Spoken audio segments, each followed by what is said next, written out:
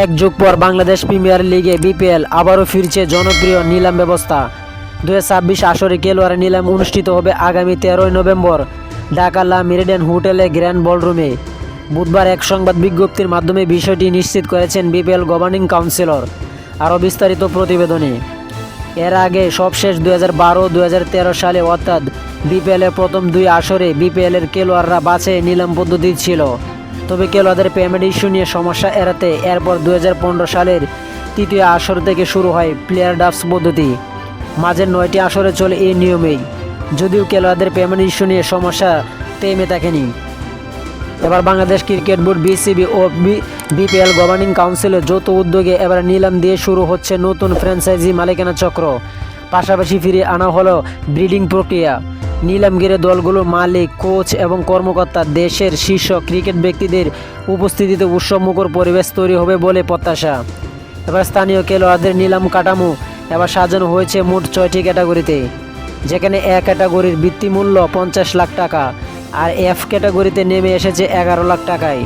প্রত্যেক ফ্র্যাঞ্চাইজিগুলোকে নিলাম থেকে কমপক্ষে 11 জন স্থানীয় খেলোয়াড় দলে নিতে হবে। তবে দলগুলো চাইলে এ বা বি ক্যাটাগরির সর্বোচ্চ 2 জন খেলোয়াড়কেই নিলামের আগেই সরাসরি চুক্তিবদ্ধ করতে পারে।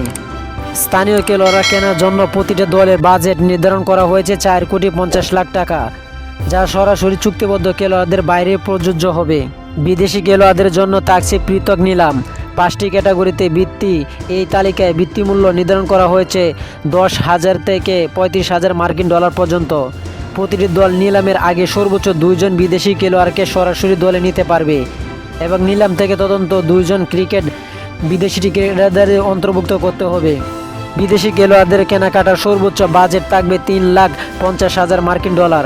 টুর্নামেন্টের চলাকালীন যৌক্তিক কারণ দেখে খেলোয়াড়দের বদলানোর সুযোগ থাকবে, তবে তা বিপিএল গভর্নিং কাউন্সিলের অনুমোদন সাপেক্ষে। প্রতিটি ম্যাচে দল থাকবে পারে সর্বোচ্চ 4 জন ও ন্যূনতম 2 জন বিদেশি খেলোয়াড়। আগের আসরগুলোতে 7 দল অংশ নিলেও এবার বিপিএলে খেলবে 5 দল। এর মধ্যে পুরনো 2টি রংপুর রাইডার্স, টোকি Sports, Dhaka Capitals, Champion Sports আর নতুন 3টা হলো Chattogram Royals, Tiger Services, Rajshahi ওরিয়েন্স, নাবিল গ্রুপ এবং সিলেট টাইগার ক্রিকেট ইউথ সামি। তো আশা করি যারা টি স্পোর্ট গ্যালারি চ্যানেলটি সাবস্ক্রাইব করেন সবাই টি স্পোর্ট গ্যালারি চ্যানেলটি সাবস্ক্রাইব করবেন। ভিডিওটা ভালো লাগে লাইক অ্যান্ড শেয়ার কমেন্ট করবেন। ধন্যবাদ সকলকে।